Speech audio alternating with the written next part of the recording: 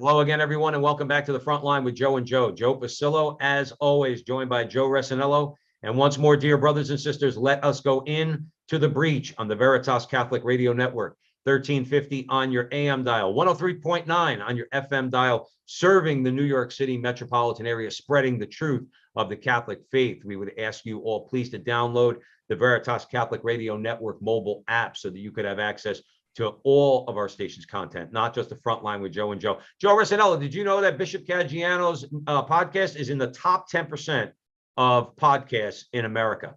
I did not know. That's impressive. Yes, it is. So, people are downloading the app and they're listening to Veritas shows. So we're happy about that. So we would encourage you all out there that to share our podcast with your friends who might not be in the New York, New Jersey, Connecticut area, so that they could hear our content. And if you'd like to give us some feedback, you could go to veritascatholic.com, veritascatholic.com. So if you appreciate what we do and you want to keep us going, you could donate and contribute to our success there financially, and also give us feedback. So if you love us, you hate us, or anywhere in between, give us your feedback. We could always, we would always appreciate that. And finally, please follow Joe and I on our social media, which is the Frontline TV on YouTube, and the frontlinetv.com, which is our website. Like, subscribe, share, do all that fun stuff. Today's going to be a very interesting conversation. There's a lot going on out there right now in the Catholic world as it pertains to the Latin Mass. So we are very pleased and honored today to be joined by David Dashiell, and he is the author of a new book out by Tan Books titled Ever Ancient, Ever New: Why Younger Generations Are Embracing Traditional Catholicism. So David, if you didn't think we were going into the breach today, we're going into the breach, brother. I promise you that. I do want to, for those of you out there who are not familiar with David, I want to give a brief introduction. David Dashiell is a freelance writer, editor, and proofreader in the Pittsburgh area. Or did you say you're in Pittsburgh or Tennessee now, Nashville. David? Yep. Nashville, Tennessee. He works for a variety of Catholic publishers and websites, among them Scepter Publishers and Sophia Institute. On occasion, he lectures at Franciscan University in Steubenville, where he earned his Master's of Arts degree in theology. David Dashiell, welcome to the front line with Joe and Joe, brother. Thanks. Good to be here. Excellent. David, we're going to begin with a prayer because all good things start with the prayer. In the name of the Father, Son, Holy Spirit, amen. Remember, O most gracious Virgin Mary, never was it known that anyone who sought your help or sought your intercession was left unaided. Inspired by this confidence, we fly unto you, O Virgin of Virgins, our Mother. To you we come, before you we stand, sinful and sorrowful. O Mother of the Word incarnate, despise not our petitions, but in your clemency hear and answer us. Amen. In the name of the Father, Son, Holy Spirit, amen. Before the show, David and I were chatting. We were talking about Nashville, and it's funny.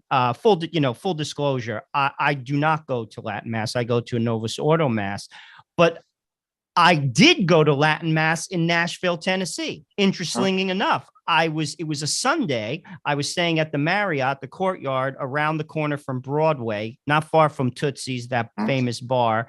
And I'm looking for a church. Sunday, I want to go to church. And the one church that I found, which was in walking distance, it was one Mass on Sunday, and it was Latin. And I went to it in Tennessee. So I found that to be pretty interesting. And then I got some barbecue and had a good day. I drank a few nice cold beers as well on Broadway. It was fun. It's a good town. But tell me a little bit about your personal journey. How did you get to the Latin Mass? I read the book. You kind of walk us through your journey. I think our listeners will be interested in it. Sure. Yeah. So I was a bit late to the party, I'd say.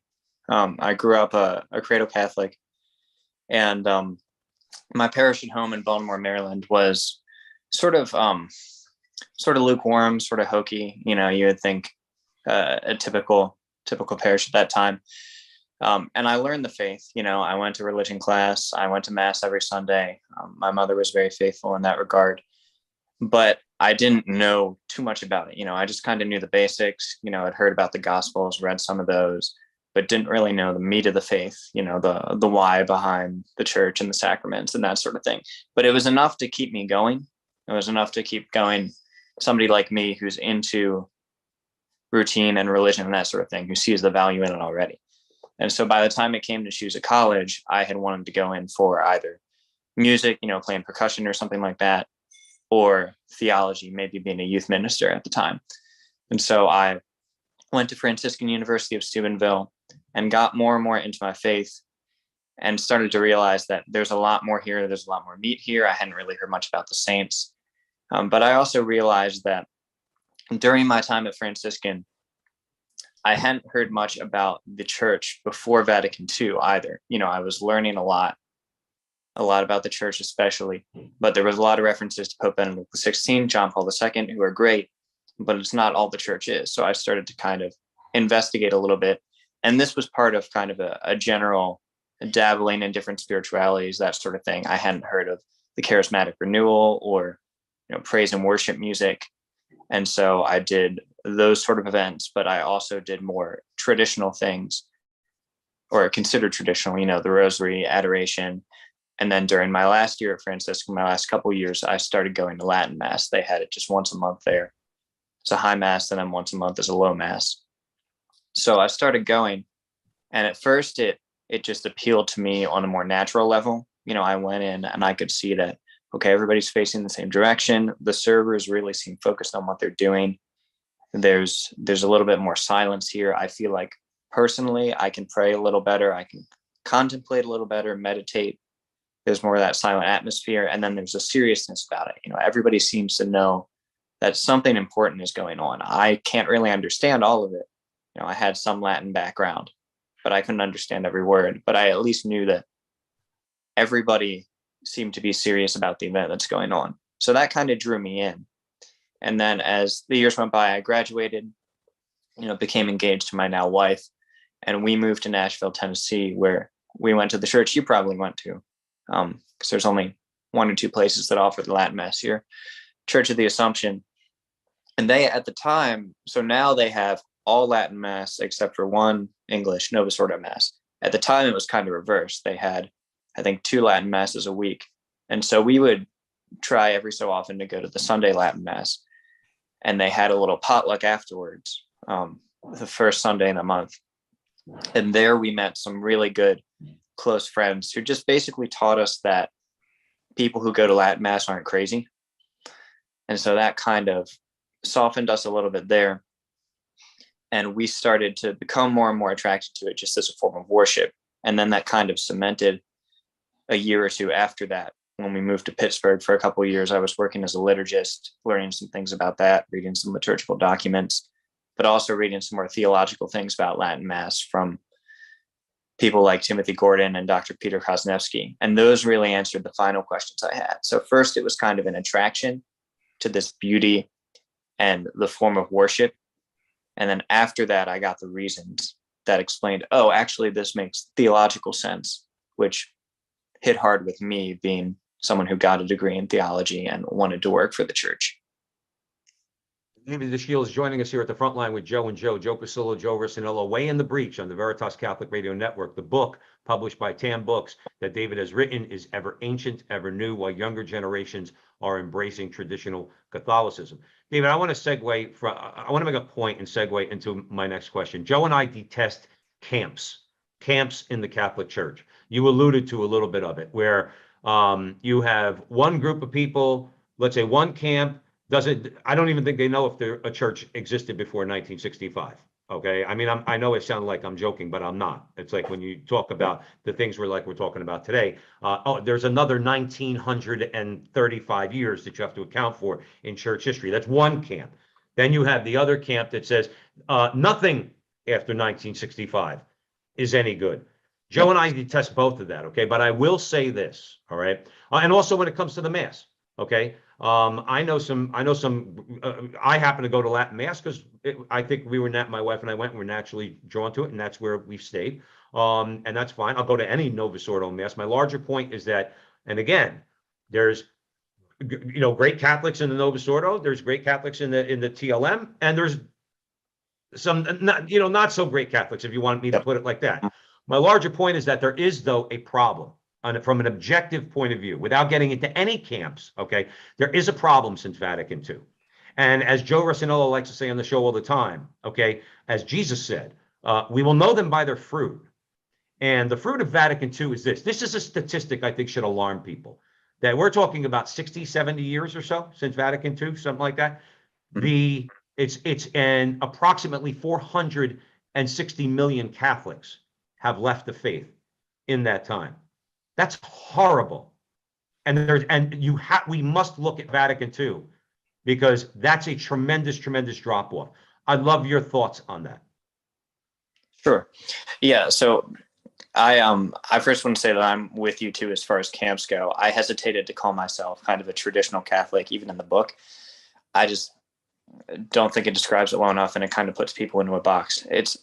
But of course, at the same time, I don't want to just say I'm a Catholic, because then it makes it seem like the people who don't go to Latin Mass aren't Catholic enough, which isn't necessarily true.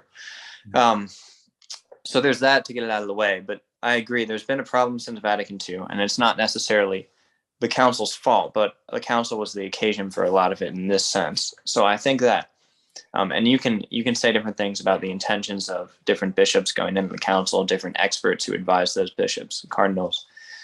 But regardless, the way the documents turned out, they're not, wicked in themselves, but there are certain statements, and I could point to a few, that are just a little more ambiguous. And so some people can interpret them in light of the church's teaching. Some people can interpret them against the church's teaching. And unfortunately, especially in the decades that immediately followed, more people interpreted them against the church's teaching, at least more people in charge. And you get kind of a trickle-down effect to the laity. I'm thinking of one specific thing, and this is where I think I could pinpoint a good amount of that, apostasy, that leaving the faith since Vatican II, is a kind of a belief that the faith isn't really that special, that the church isn't the one true church, and that therefore you could be a good Muslim or a good Protestant or even a good atheist and have just as much, maybe slightly less, in some people's mind, but like just as much a likelihood of getting to heaven as, say, a good Catholic.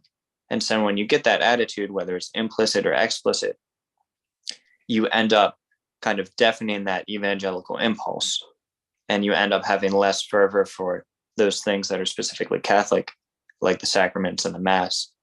And you begin to de-emphasize that. You begin to de-emphasize faith in your personal life. And there's something of that in what the modern world was going through at the time too. So there's kind of this cross-pollination. But I think Vatican II, at least people who interpreted it negatively, was the occasion, at least chronologically, for all of this stuff happening, this de-emphasis on the uniqueness of the faith.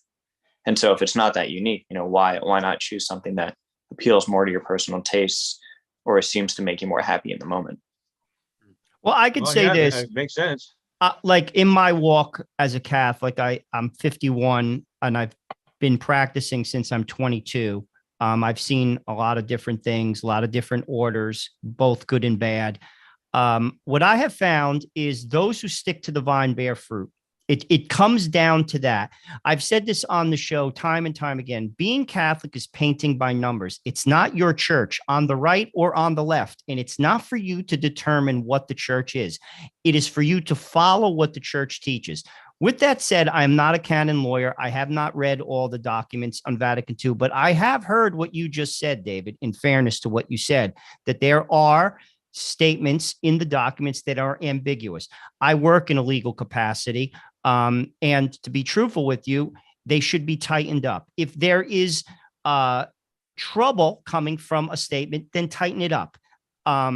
With that said, though, I look at those documents as valid because the church stated them. I want to get that out of the way. And because, to be honest with you, there are people who don't, and I vehemently disagree with them. What I am going to put out, and I'd like to hear your comments on it, is it's not the documents, it's the spirit of Vatican II. People have taken this and for lack of a better way to put it, they bastardized it. They basically took it and they said, I'm going to make this my own. And that's why it's not bearing fruit. Talk about that a little bit, because I'm interested in your take on it. Right. Yeah. So there are a few different perspectives on it. I can't speak as specifically to the intentions of the people of the council, but I can tell you generally what I've heard without, getting too gossipy, is that, people like the one of the major architects of the new Mass, the main architect, Bishop Annibale Bugnini, he and some others involved in the council, maybe a little more tangentially at the time, did apparently have the intention of putting ambiguous language in the text so that it can be interpreted in a way that's a little more, to use camps because I don't have a better word, a little more progressive, a little more modern. And so in that way, to kind of subtly subvert the faith, as it was taught at the time. So you could in that way connect the Spirit with the council itself, but I don't really think that's fair because it's some people who wanted it to be stated in some way in the council. And that doesn't mean it was actually borne out always and everywhere. So I think the spirit of it is more, people taking it, like you said, kind of wanting to co-opt the faith, wanting to take these opportunities and say, okay, I'm going to make some of this in my own image because now I have the opportunity. I have a little more choice. I have a little more options.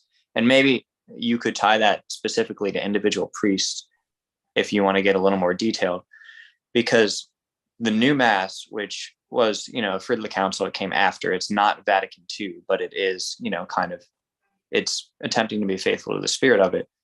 It gives the priest more options. And so those can be good sometimes, and those can be a little worse sometimes.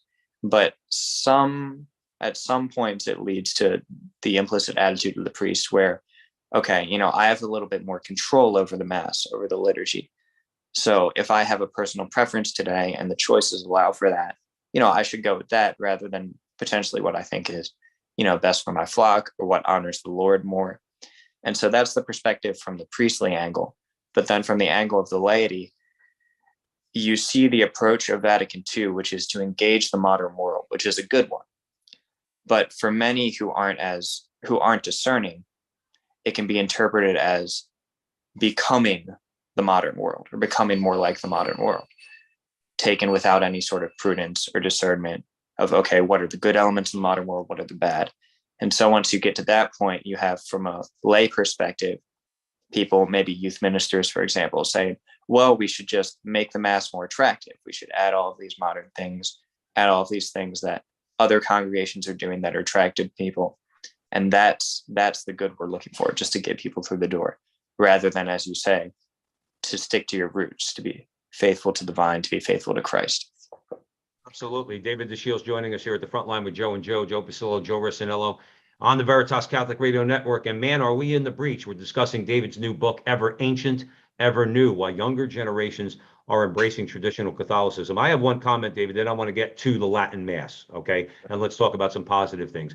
My biggest problem, okay, is, and listen, I'm a sinner. I'm not judging anybody because I already can hear what I'm about to say. I can hear the voices out there saying, "Oh, you're being so judgmental." Okay, but here's my problem that I encountered my whole life in the Novus Ordo, or at least when I started practicing the faith in the last 15 years. I only attended Novus Ordo, okay, and the TLM. Not that one camp is better than the other or anything like that, but I do see a certain level of selfishness that I didn't like, that I heard come out of people's mouths. I want the priest facing me. I'm not a child. I don't want to receive a communion on my, I don't want to be fed by the priest. I want it in my hand. I heard a lot of I. And to me, that's a red flag. So then I and my wife started going to Latin Mass. And I don't know everybody in our Latin Mass parish, okay? But I do know this. They're not telling the priest that he's got to turn around and face the congregation, okay? And you have no choice about receiving the Eucharist. You're kneeling and you're receiving the Eucharist on the tongue. And that, I want to just throw that in there. That was one of the attitudes I didn't like, which could be pervasive on both sides, let's say, of this. But I don't like that me, I attitude that I happen to experience. Okay, again, it's my experience. It's a bit more anecdotal, but I wanted to throw that in there. But let me say this to you. The Latin Mass is growing. There is no question about that. Okay, and that's despite some of the things we've already alluded to. Okay, this hijacking of Vatican II through the spirit of Vatican II, and this, I think Tim Gordon would call it weaponized ambiguity. Now he usually says that referring to current times, but that could apply to the last 60 or 70 years. Okay, you mentioned Bonini and people like him. It could be weaponized ambiguity. I think that's an appropriate description. But the Latin Mass is growing. So you wrote the book. Why is that? Even though there's been a drop off, why are people flocking to the traditional Mass? Right. I think it's because, in short, because it provides something beautiful, stable, rational. You can look at the transcendentals, true, good, and beautiful. And that's especially what people, and maybe we'll get into it later, what young people are looking for, because, we're looking around at the world and there's a lot that's not stable. There's a lot that's not good. You're looking at the church and there's a lot of scandal there too. Obviously, we still believe that, the Catholic Church is the Church of Christ. But, there's a lot of troubling things happening. And so it's good to have something that you can rely on, something that, is basically untouched from the time of the apostles, transmits the faith unstained, and is speaking to you in the deepest way, is giving you true peace, because it's all oriented, as directly as possible to the worship of God. And you can tell just walking in. You might not understand it. A lot of people don't understand Latin Mass perfectly, myself included. But you walk in and it's very clear that this is the point. The point is to worship God. The point is to represent that sacrifice of Calvary. The point is to immerse you into this life of grace. And so I think that's key with the Latin Mass. And then once people get there, they find that the people in those communities are just kind and loving and supportive. And they're all in for a community life. They're all in for supporting the family and having the faith not just be a footnote, but be something that permeates your life. And what I think it is, a lot of people who go to Latin Mass actually know what the Mass is about. They've encountered Christ personally.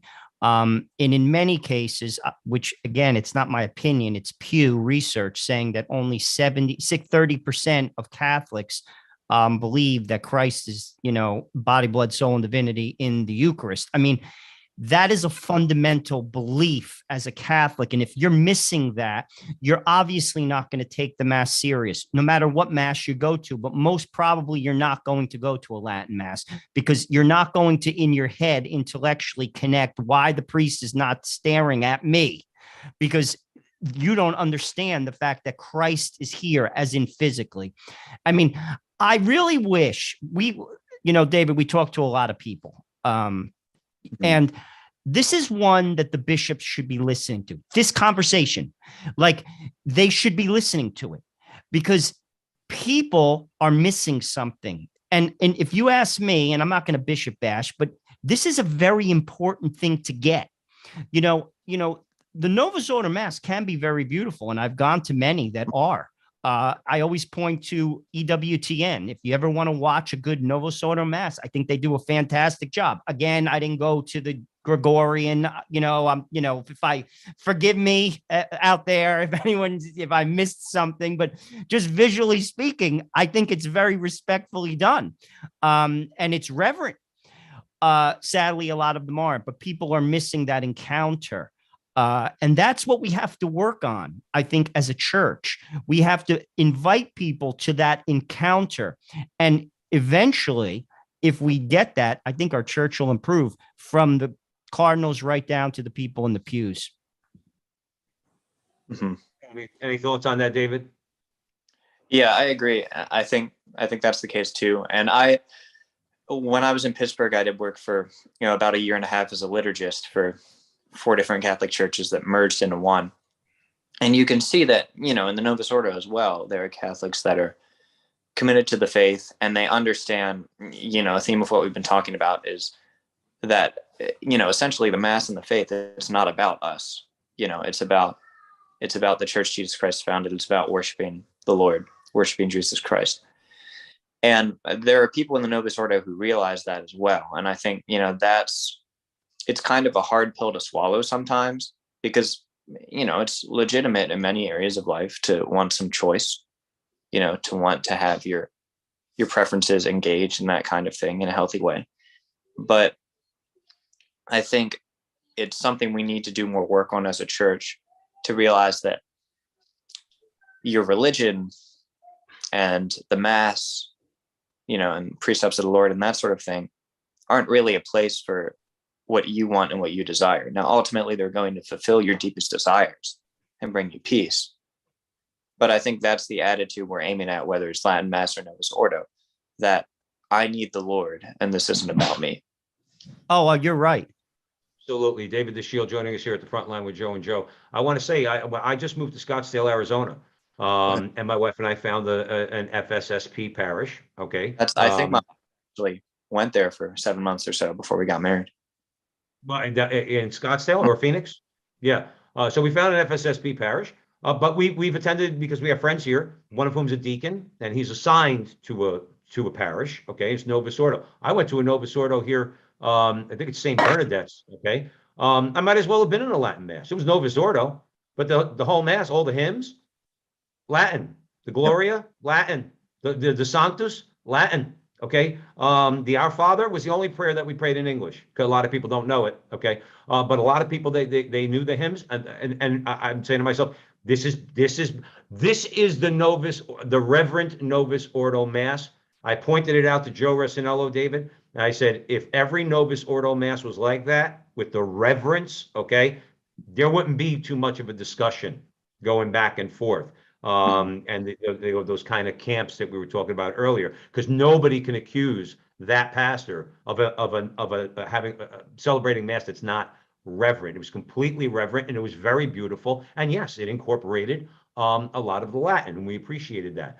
I want to we have a couple minutes before the break. David Dashiell joining us at the front line with Joe and Joe. I'll start a question, but then we can get if you have more, we can get to it at the other side of the break. So there was a study that was conducted by Dr. Joseph Shaw, he's the chairman of the Latin Mass Society, and found that the average traditional parish has larger family sizes. Again, let's talk about fruit, okay? Larger family sizes, younger attendees, which is the title of your book, okay? Or you allude to it in your title, and higher male attendance. Talk about that a little bit. Sure. Yeah, so I think that's true in my own personal experience attending the Latin Mass. You said, larger families, younger attendees, larger male attendance. We might have to talk about male attendance a little bit after the break, because I think I have, more thoughts on that, specifically why the Latin Mass appeals to men. But larger families, I mean, you see them, that's what makes up the majority of Latin Mass parishes, families with 2, 3, 4, 5 kids. And I think it has to do with the fact, not necessarily something inherent in the Latin Mass itself. Well, you could talk about maybe the seriousness of the Latin Mass, the language of sacrifice and worship in many of the prayers compared to the Novus Ordo. So maybe there's something to that. You want something more meaty maybe for your kids growing up. But I think it speaks more to the community around Latin Masses, where more often than not, you'll find this in some Novus Ordo parishes too, people are just hanging out after even daily Mass, hanging out outside after Mass. You can go up to people, you can pretty much chat with anybody, and they're willing to give you the time of day, and they're willing to have events. And again, present in other Novus Ordo parishes, but you see it a lot at Latin Masses. They're willing to have events like potlucks and catechesis, but for families, that's going to involve the whole family, because they understand that it's important to engage the children, and have something there for babies and childcare, that kind of thing. So there's a respect for the family that's really present in Latin Mass communities. And then for young people especially, it's more of what I said before, where we're looking for something stable. We're looking for something true, good, and beautiful. And, we found something that allows us to follow the Lord and find peace in the Latin Mass. Really an anchor. I want you to get into, on the other side of the break, I know Joe wants us to get into a bunch more questions, and obviously it's radio, we have limited time, but I do want you to get into the higher male attendance, because that's what Joe and I are all about. We're trying to preach to Catholic men. That's one of the reasons why we started doing the front line with Joe and Joe. So we're going to come right back, David, and then we'll pick up on male attendance. The book is Ever Ancient, Ever New, Why Younger Generations Are Embracing Traditional Catholicism. And the author, who we have the pleasure of speaking with today, is David Dashiell. David, where can folks buy the book? Tan Books, Amazon, Target. Don't use Amazon. Buy it on Tan Books. Don't use Target. Buy it on Tan Books. Go support our Catholic publishers. We're going to come right back at the Veritas Catholic Radio Network. Stick around.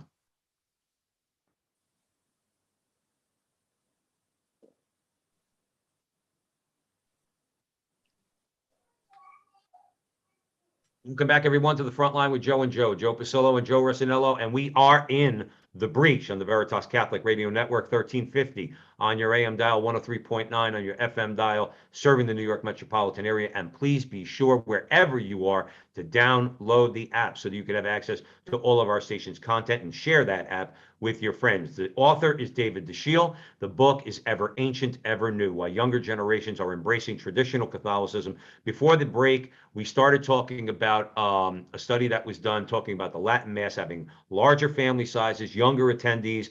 David talked about that, but then we want to get into higher male attendance. Okay, how do they say it in French, David? It's our raison d'etre. All right, that's why Joe and I are here. It's our reason for being. Is we said in the beginning, 3 years ago, 4 years ago, we want to evangelize and help in our way to evangelize Catholic men. Talk about the higher male attendance at the TLM. Sure. So there are a couple things. Men want to challenge. They want to be challenged. They want to be called to something greater, and they want to sacrifice for something that's good, worth sacrificing for. I've very much learned that, being married, having a toddler, and having another kid on the way. You want someone really you can give your life to, and ultimately that's going to be God. And the Latin Mass is demanding. It's challenging. You could certainly argue that it's more challenging than, understanding the language of the Mass, for starters. And so it's something that appeals to men, I think, because they can go in, and while it might be a little annoying at first, it satisfies some deeper desire where you have to sit at the feet of Christ, and you have to learn.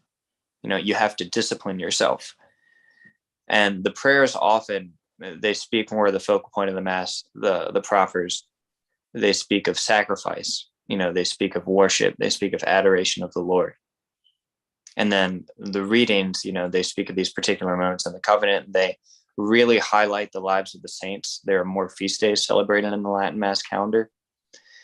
And so you get the occasion to see all these different examples of holiness as well. So there's that call to something greater that's constantly repeated and repeated and repeated. And even more specifically, you hear a lot about military saints that aren't as prominent in the calendar anymore in the Latin Mass, like, Saint Sebastian, saints who, fought, who may have died in battle, martyrs.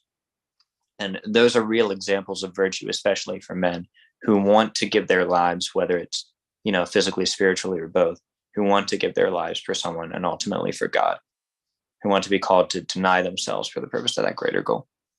Thank you for that answer, David Dashiell. Joe Resinello, I'm going to hand it over to you. I want to comment on something that David said, because it's very important. And again, all the bishops out there, if you're listening to our voice, there is no community in the Catholic Church in America, particularly in the Novus Ordo Mass. It's weak. Brandon McGinley, you may know him actually from Pittsburgh. I do.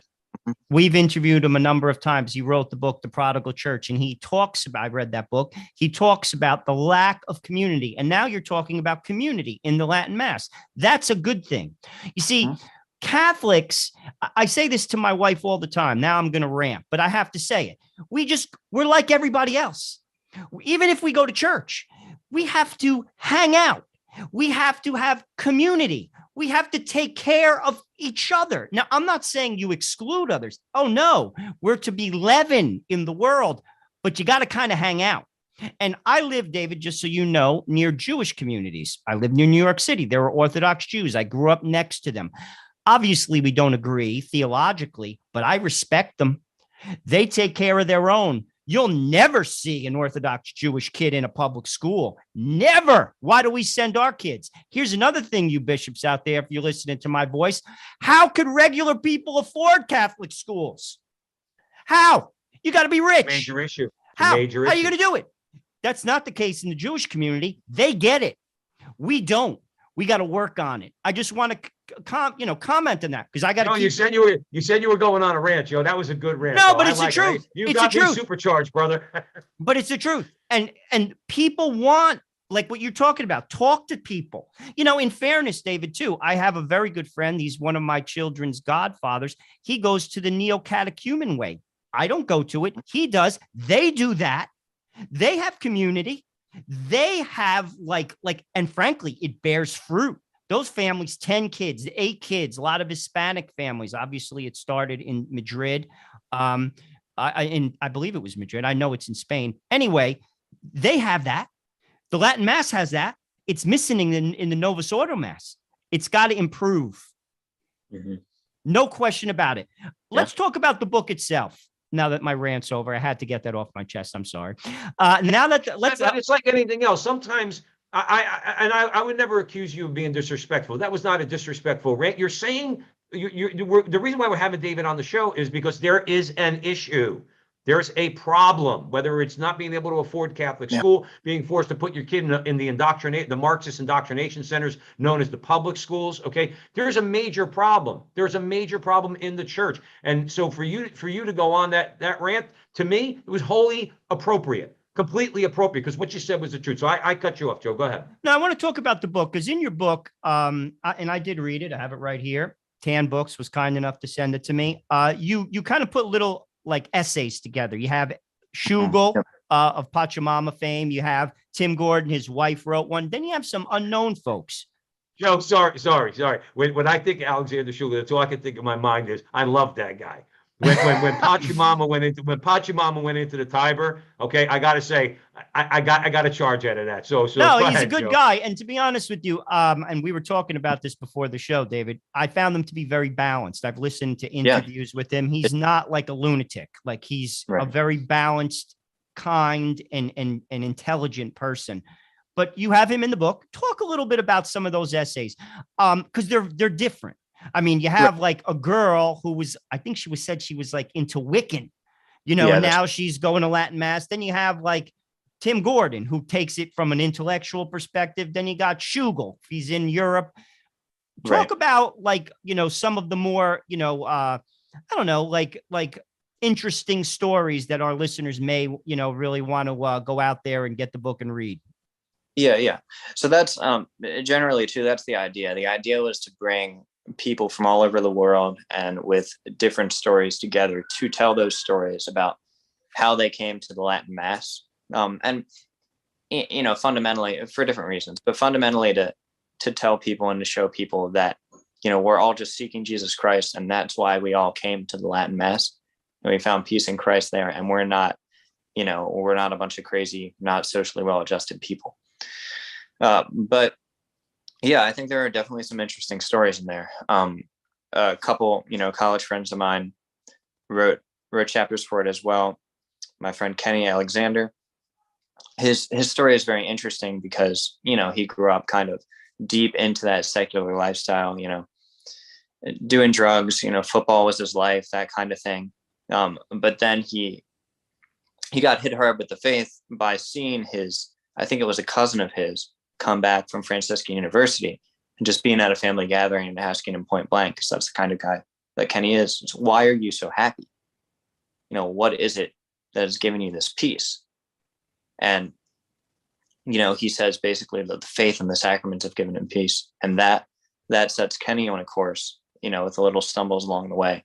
But he eventually ends up straight in the Latin Mass, where he finds that faith transmitted and something that can give him that peace. So you get someone like him, growing up in New Hampshire. You get Alexander growing up, in the faith and not really knowing anything besides, a reverent Latin Mass for years of his life, growing up in Austria. But he really can see the value of that seriousness about the faith, the tradition, and the joy that comes from it too. He lives his life. I think there's got to be a better word for it, but, something of an activist, in the pro-life movement and in traditional Catholicism in Austria. But he's just very joyful about the faith, no matter how you see it. And then you have people who kind of had a bad taste in their mouth, like Timothy and Stephanie Gordon, and, myself to a smaller degree, encountering kind of a lukewarm Catholicism that doesn't take itself seriously. And then going to the Latin Mass and finding, well, these people take the faith seriously. This Mass is very, serious. There's a lot of richness and meat to it. And so you'll see somebody like Stephanie Gordon saying that millennials don't want a watered down version of the faith. They want the whole truth, especially in this crazy world. And then lastly, you get people talking about, a friend from school, Matthew, talking about just architecture, how the architectural beauty of the church is traditional architecture, speaks of the beauty of God. And then Stephanie Lazinski, the last writer, coming from basically everything under the sun, atheism, Wiccan, Orthodox Christianity. And from an experience at sort of a Muslim training camp, realizing like, this is not good. This is not a good path.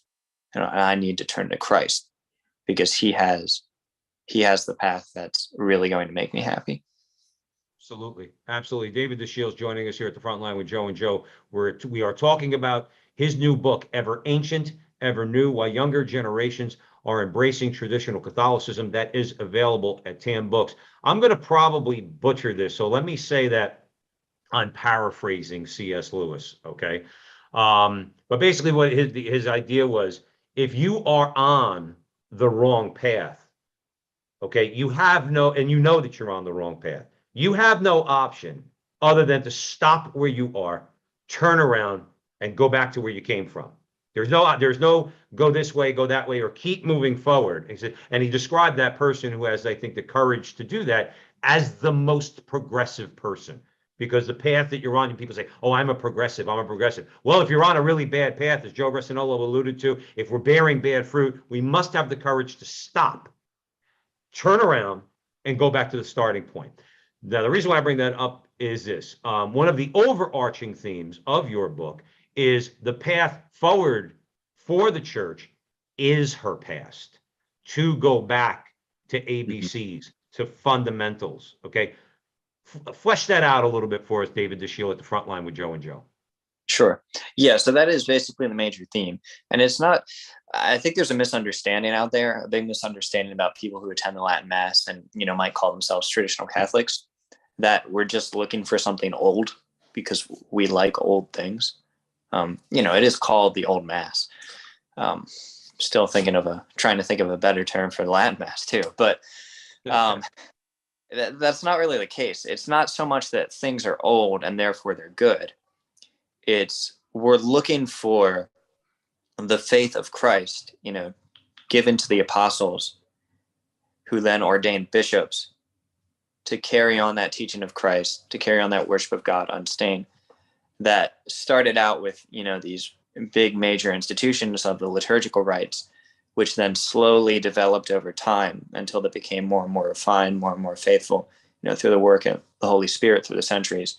And then after a certain point, sort of, crystallized a little bit so that they could really accurately portray that, you could say, primitive faith, but not because it's old, because it's more faithful to what Jesus Christ wanted. And so that's what people are looking for when they're going to the church's past. What does that really mean? The future of the church lies in her past. It means the future of the church lies in being more faithful to Christ and finding those things. And this is what I would define, if you had to pin me down, as traditional, finding those things that the majority of faithful Christians have done through the centuries since Christ to, worship and popular piety. How did they live their lives? What kind of a morality did they have? What did they do? They did traditional devotions. They might have prayed the rosary, prayed novenas, did processions. They fasted, they prayed together. They attended, similar liturgies that they could say, descended from the apostles and that kind of thing. And so that's what we're looking for. That's what we're looking for in the future of the church, because ultimately that's the vivifying factor, the thing that's going to, charge the church forward, is her founder, Jesus Christ. It's not, a fad. It's not something that will be attractive. It'll just get people to the doors. And it's not even just a picking and choosing of, oh, we think the Christians practice this way in the early years, but then also this stuff over here is good and this stuff from the modern world. It's not kind of a hodgepodge. It's trying to find that faith unstained through the centuries. I think first principles are big. And ultimately, again, I'm going to go back to the old adage, you'll know them by their fruit. And Catholicism is painting by numbers. The rosary, confession, receiving the Eucharist in the state of grace. I got news for you. If you do those three things faithfully, your eyes will be open. You see, we just got to get back to basics as a community. We've kind of, and this is the spirit of Vatican II, not those three things. Sad. Well, it's just not emphasized as much, but I think what people have come to, especially in America, we're supposedly smart people, we're supposedly rich people, we have everything. I know better than God. No, you don't. No, you don't. You see, there's a lack of obedience. If you follow within the lines, you'll meet the Lord. And that's at the root of the problem, to be honest with you. I'll be honest with you. I think it's at the root of the problem, and I'd like your comment on it. Those in the Latin Mass, as well as in the Novus Ordo Mass, you have to be obedient to the church. Yeah. I always note Padre Pio. Padre Pio couldn't say the Mass for 10 years, and he was obedient, and he was innocent. The church has authority, and you stay within the lines. I am a faithful son of the Roman Catholic Church. And that goes for Novus Ordo people who come up with some crazy idea to come in with flags and banners and whatever the heck else you want to do. And then you got the people on the Latin Mass side who frankly don't accept saints like John Paul II. Right. Yeah. And you're like, are you out of your mind? Two miracles canonized in 6 years. When you have 2 miracles, I'll listen to you. Okay. That's what I have to say to you. When you're canonized in 6 years, we'll have a conversation. Until then, I'm going to listen to him. So talk about that, because to be honest with you, David, I'm very impressed with you. You're not a lunatic. I'm a lunatic, but in a different way. You're very balanced, and you just like to go to Latin Mass. It appeals to you and your family. Good for you. But talk about that, staying within the lines. Right. And now I just want to, put it out there. I believe that, objectively going to Latin Mass is better than going to Novus Ordo. I'm going to still go to Novus Ordo on occasion. I'm not going to bash people who do it, but it's not just my preference. But I'm not going to be a jerk about it. And I think that that's part of the reason why we wanted to put together this book, because there are a lot of vocal people who go to the Latin Mass who might not consider charity as much. And unfortunately, I think that the people listening to them, or the people hearing about them, have, gotten the wrong idea of what traditional Catholicism is like, what Catholicism is like, really.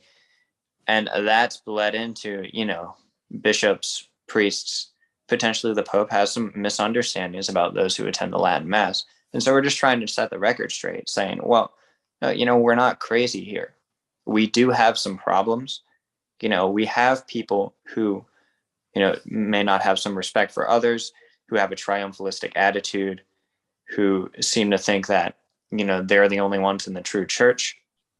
And I'm not thinking super specifically right now, just to say that, just to get that out there. I get it. But then that's not representative. And unfortunately, those people are very vocal. And so you can get the idea that this is what it's all about, but that's not true. And you look at the Novus Ordo too, you have different issues, but still kind of a similar problem, where you have people being very vocal about how, we just need to be welcoming. We just need to let people in. We don't need to be so rigid, that kind of thing. And so you might get the idea that people who attend the Novus Ordo specifically just don't care about their faith. Not necessarily true. There are a lot of good Catholics who attend the Novus Ordo too. So I think it's part of that, just trying to set the record straight, saying, we're seeking Jesus Christ. We found him here, and we need to preach that. We need to preach the faith and invite people in, but we don't need to yell at people who haven't yet been introduced at all and might not have ears to hear anyway. Mm-hmm. David Dashiell joining us at the front line with Joe and Joe. We are discussing his new book, Ever Ancient, Ever New, Why Younger Generations Are Embracing Traditional Catholicism. I will ask you this, David, or let me put it like this. I think one of the problems is, Joe mentioned authority and obedience. Within the parishes, though, there's just, quite frankly, just a lack of discipline. I saw that firsthand when I was living in Brooklyn. When I first met my wife, we were going to, it was declared a minor basilica, Regina Pacis in Brooklyn. Okay. And I was a lector. I wasn't anything other than a lector there. Okay. But people used to come up to me and they would say, well, complain about Monsignor because he made this rule or that rule or that rule, or said you can't walk up the aisle while the gospel is being proclaimed, or you can't light a candle during the Eucharist. He had rules. He had discipline. And they all complained to me. I don't know why they complained to me. I was just a lector. Right. Maybe they thought that I had an in with Monsignor or something. But my point is, The discipline there didn't do anything to keep anybody away from Mass. Monsignor ran a disciplined parish. There are do's, there are don'ts, okay? Novus Ordo, of course, okay, and a minor basilica. But there are do's and don'ts, all right? For all the complaining, nobody went to another parish. They all still stayed at Monsignor's parish, okay, with all the discipline. Talk about the need to accept that in church, you can't do what you want. Yes, once you come in, no, sorry, you're going to be told.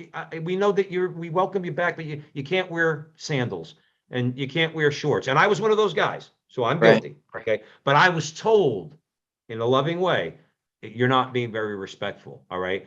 What's wrong in having a little bit of discipline? And stop being fearful about saying into church to all the people, there are do's and don'ts, and this is the way it's going to be. Am I wrong? No, yeah, you're absolutely right. Because that's what it's about. We're being obedient to someone. We're being obedient to, the Trinity, the Father, Son, and Holy Spirit. And it's not about us. And I think that's the thing that people kind of forget. They want community. They want something that caters to their preference, which is okay in its place. But Mass isn't the place for that. That's not the point of the Mass. The point of the Mass is not just to have a meal together and have a good time. It's to worship Jesus Christ as he's asked to be worshiped. And, to your points earlier, obedience is very important because the Lord asks for specific things. You read the Bible, he's very specific in what he wants.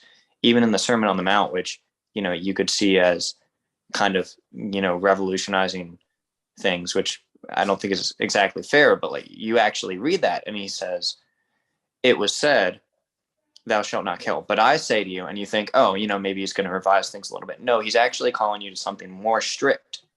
Do not be angry with your brother. Anyone who looks at a woman with adultery, with lust in his heart, has committed adultery with her in his heart.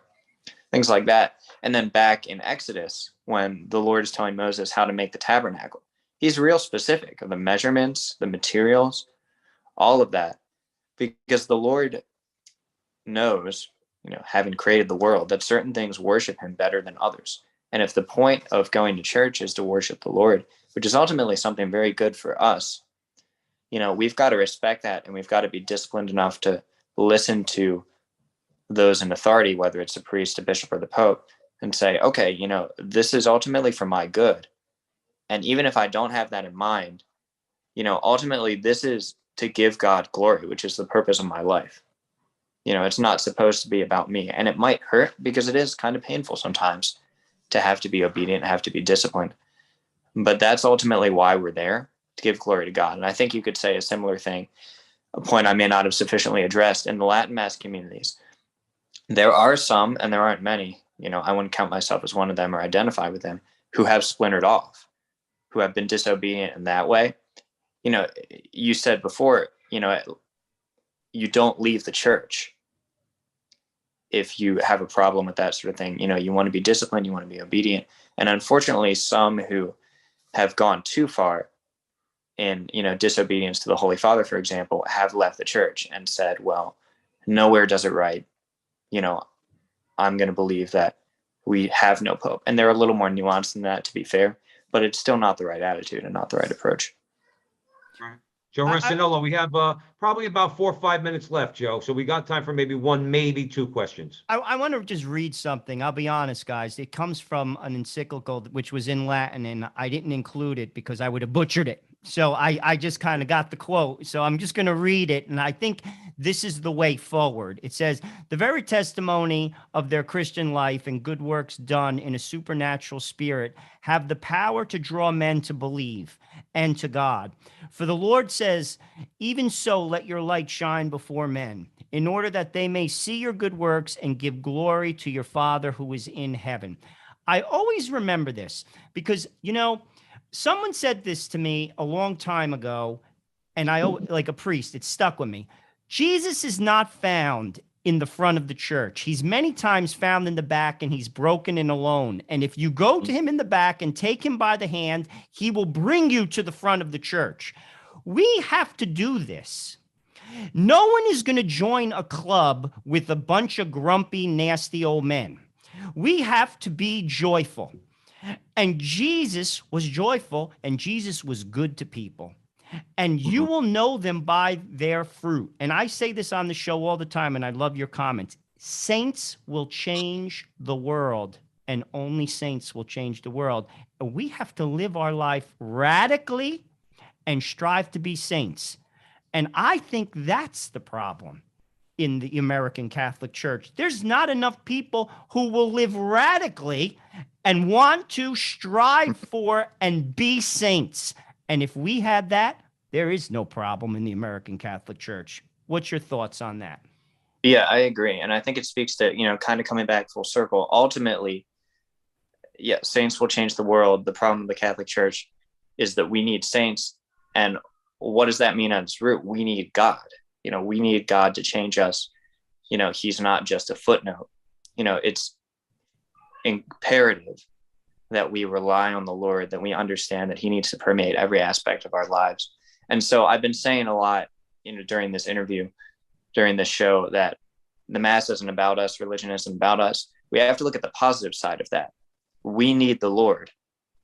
We can't function without God. Christ says, without me, you can't bear fruit. And so we need him to transform us. We need to take advantage of those means of grace, the sacraments, what you might call traditional, but you could call Catholic as well. The rosary, prayer, fasting, the Mass, and the life of charity, to really attempt to be transformed by the Lord. And especially, like you say, to live a courageous life. That's something especially lacking. Don't be afraid to talk about the faith. Don't be afraid to pray in public. It's really not that much, especially when you look at the saints throughout the ages. They did much more courageous things than that, and they transformed the world. So I think you're right. That's what we need, saints who rely on the Lord. You mentioned public witness, and I just can't emphasize enough. I think it's so important. When I was in New Jersey, Joe Resinello had organized, and still does, even though I'm not there, the first Saturday of every month, different parishes in Bergen County. Joe, you had what, 40 men show up? Yeah, it was a good crew. We just pray in front of churches, men that pray the rosary in front of churches. I know Schugel does that all over Vienna. I've seen him at the Boniface Institute. He does a great job of that. Very, I very. think the public witness is so important. I myself, I was honored enough to have gotten to Scottsdale when Jesse Romero was organizing the prayer rally in front of the hotel where the Satanists were having their convention. Right.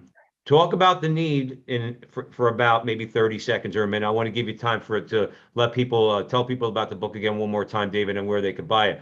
But talk about the need for courage, the courage as Catholic men in these instances and in other ways to get out and bear witness in the public square.